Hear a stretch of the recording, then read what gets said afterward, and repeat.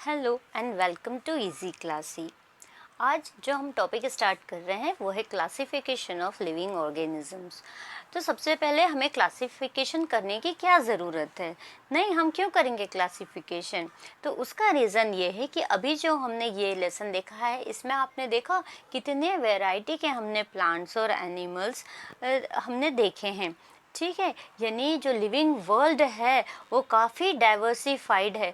तो अगर हम एक प्लांट या एक एक एनिमल को स्टडी करें या हम ऑब्जर्व करें कि इनकी क्या कैरेक्टरिस्टिक्स है, तो I think it is almost impossible, वो बहुत हार्ड हो जाएगा हमें करना कि हम एक एक प्लांट को कैसे स्टडी करें, उसके क्या कैरेक्टरिस्टिक्स हैं, उनमें क्या उसकी स्पेशलिटी है। तो इसलिए क्या किया है कि ये बहुत सारे साइंटिस्ट थे, उन्होंने अलग अलग क्राइटेरिया बना के क्लासिफिकेशन किया था। ओके, तो क्लासिफिकेशन हमने इसीलिए किया कि हमें इतना जो डाइवर्सिफाइड लिविंग वर्ल्ड है उसको स्टडी करना, उनके कैरेक्टरिस्टिक्स को रिमेंबर करना, वो सब हमें बहुत इजी हो जाए, इसलिए हमने क्लासिफिकेशन किया है। ठीक है, अब ये जो क्लासिफिकेशन हुआ है उससे एक हियरार्की फॉर्म हुई है। हियरार्की मीन्स क्या होता है, जब हम एक लोअर लेवल से हायर लेवल, ऐसा स्टेप वाइज कहें या लेवल वाइज कहें जाते हैं, तो उसे हम हियरार्की कहते हैं। ये किसका है? It is the hierarchy of classification, यानी हमने क्लासिफिकेशन के लेवल्स किए हैं। जैसे सबसे पहले हमने बनाया है किंगडम। तो किंगडम में हमने दो किंगडम बनाए हैं। कौन कौन से हैं? एक होता है प्लांटी और एक होता है एनिमलिया।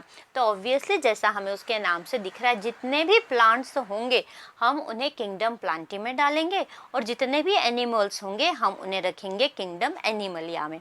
इतना क्लियर हो गया? देखो, बिल्कुल याद नहीं करना है। सबसे बड़ा होता है किंगडम। किंगडम में दो किंगडम हुए, कौन कौन से? एक हो गया प्लांटी और एक हो गया एनिमलिया। प्लांटी में वही हैं जो सारे प्लांट्स हैं और एनिमलिया में सारे एनिमल्स हैं। ओके, अब हम आते हैं फाइलम पे। जैसे कि हमें एक स्क्रीन पर एक क्लासिफिकेशन दिख रहा है, उसमें हमने एक प्लांटी किंगडम का एग्जाम्पल लिया है और एक एनिमलिया किंगडम का एग्जाम्पल लिया है। प्लांटी किंगडम में हमने मैंगो का एग्जाम्पल लिया है और एनिमलिया किंगडम में हमने ह्यूमन का एग्जाम्पल लिया है। तो वो हो गया। अब नेक्स्ट आता है फाइलम।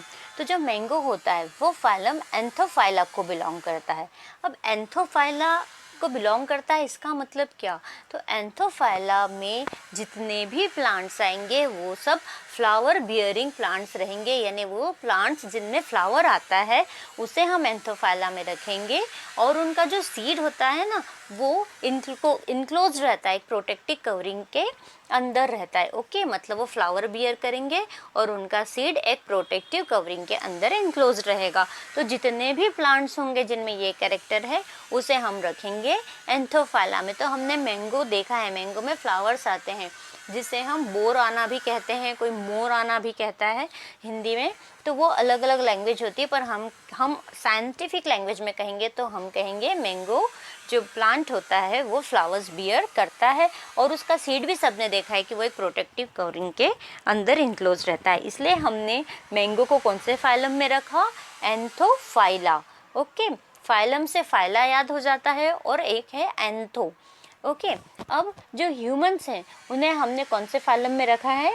उन्हें हमने रखा है फाइलम कॉर्डाटा में। और फाइलम कॉर्डाटा का जो स्पेसिफिक कैरेक्टर क्या होता है? वो होता है प्रेजेंस ऑफ नोटोकॉर्ड। ओके, अब हम आते हैं क्लास पे। तो जो मैंगो है वो कौन सी क्लास को बिलोंग करता है? वो बिलोंग करता है क्लास डाइकोटिलीडोन। अब डाइकोटिलीडोन क्या होते हैं? तो दो रहते हैं, एक मोनोकोटिलीडोन एक डाइकोटिलीडोन।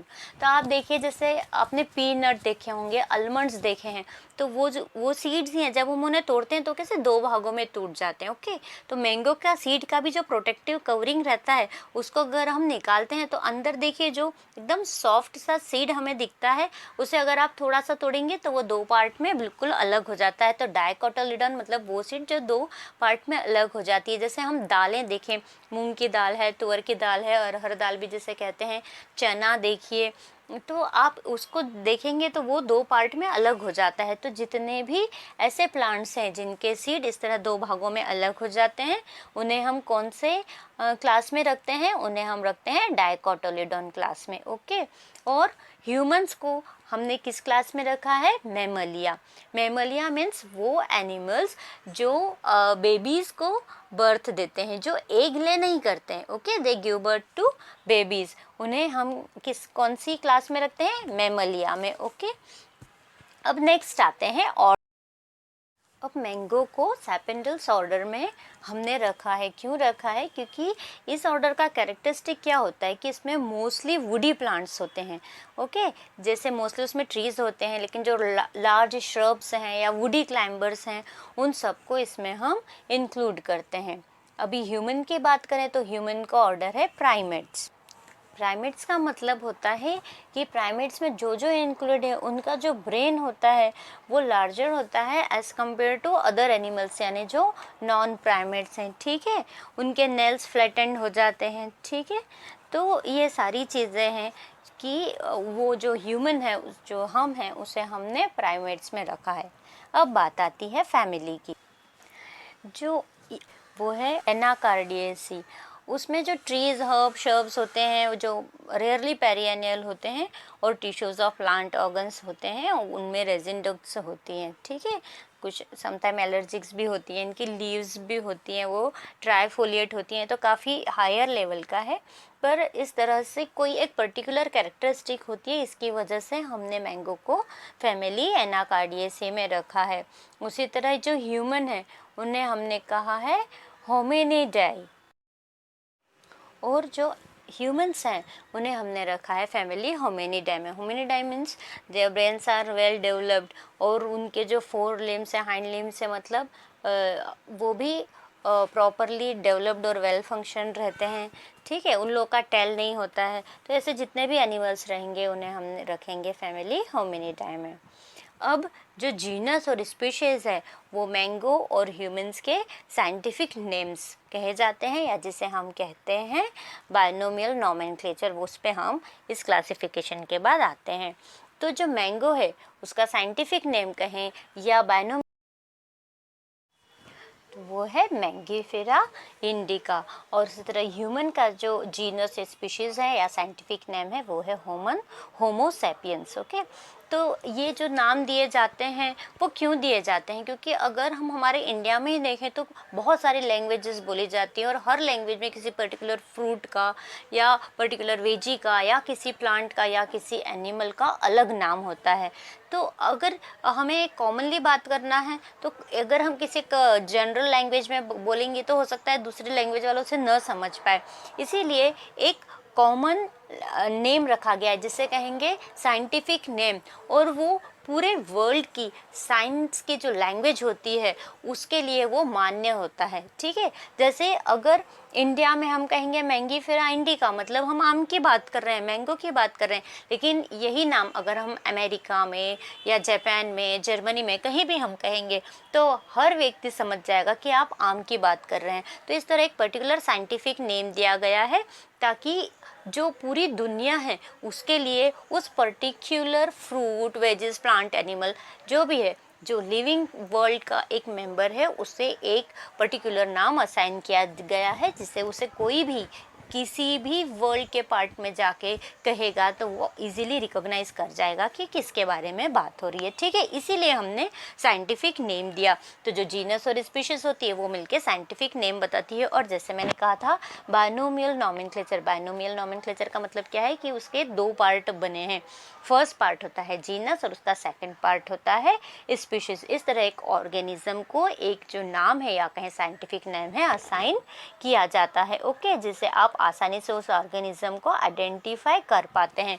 लेकिन इस तरह नाम देने की भी एक गाइडलाइन होती है। वो गाइडलाइन हमें किसने दी है? वो दी है इंटरनेशनल कोड ऑफ नोमेनक्लेचर में। I repeat, international code of nomenclature ने गाइडलाइन दी है, और उसके बेसिस पे ही ऑर्गेनिज्म के साइंटिफिक नाम दिए जाते हैं। और उस साइंटिफिक नाम के कारण हम स्पेसिफाई कर पाते हैं कि पर्टिकुलर ऑर्गेनिज्म एक्चुअल में क्या है। उसके अलावा हम देखेंगे कि एक स्पीसीज़ के जितने एनिमल्स रहेंगे वो चाहे उनमें डिफरेंस हो हाइट का, कलर का, वेट का, लेकिन वो एक ही जैसे होते हैं। जैसे कि अगर हम बात करें कैट की, तो कैट आप देखेंगे ब्लैक कलर की होती है, वाइट कलर होती है, ब्राउन होती है, स्पॉटेड होती है, लेकिन हम क्या कहेंगे कि वो सारी एक ही स्पीसीज़ को बिलोंग कर पाती है। ठीक है, तो इस तरह से हमने पढ़ा कि क्लासिफिकेशन क्या होता है, क्यों होता है और किस तरह से किया जाता है और किस तरह से उन्हें नाम दिए जाते हैं। जैसे हमें कुछ एग्जाम्पल दिए हैं, डॉग, डॉग का साइंटिफिक नेम क्या है, काऊ का साइंटिफिक नेम क्या है, हैबिस्कस का साइंटिफिक नेम क्या है, ज्वार का साइंटिफिक नेम क्या है। तो आप देखेंगे सब में दो वर्ड्स हैं। दो वर्ड्स क्या हैं, जो फर्स्ट वर्ड है वो है जीनस और जो सेकंड वर्ड है वो है उसका स्पीसीज। ओके, और जीनस और स्पीसीज मिलके क्या बन गया, साइंटिफिक नेम। जैसे हमने कैड में देखा है गोल्ड फिश का साइंटिफिक नेम क्या है, तो जो दो नाम बताए हैं उसमें जो फर्स्ट वर्ड है वो है उसका जीनस और जो सेकंड वर्ड है वो है उसका स्पीसीज। तो इस तरह से हमने सारा देखा। अब एक बात और है, जो 29 अप्रैल है उसे वर्ल्ड फ्रॉग प्रोटेक्शन डे के रूप में मनाते हैं। Okay, world frog protection day कब मनाते हैं, 29 अप्रैल को, क्योंकि जो वाइल्ड लाइफ प्रोटेक्शन एक्ट है, मतलब जो जंगली जानवर रहते हैं उनको नहीं पहले शिकार करके मार दिया जाता था, कई सारी स्पीशीज एक्सटिंक्ट होने लग गई हैं, तो वाइल्ड लाइफ के प्रोटेक्शन के लिए कई सारे एक्ट बनाए गए हैं। तो उन एक्ट्स को क्या कहा गया, वाइल्ड लाइफ प्रोटेक्शन एक्ट। तो उस एक्ट के तहत आप किसी फ्रॉग को किल कर रहे हो या उसे हार्म कर रहे हो तो वो प्रोहिबिटेड है, यानी उसकी सख्त मनाही है। अगर आप ऐसा करते हैं तो आपको सज़ा हो सकती है। तो वर्ल्ड फ्रॉग प्रोटेक्शन डे कब मनाया जाता है, 29 अप्रैल को। इसके साथ ही हमारा ये जो लेसन है द लिविंग वर्ल्ड क्लासिफिकेशंस, और उसमें हमने एडॉप्टेशंस भी देखा, ये जो सारा है हमारा इसका एक्सप्लेनेशन कंप्लीट होता है।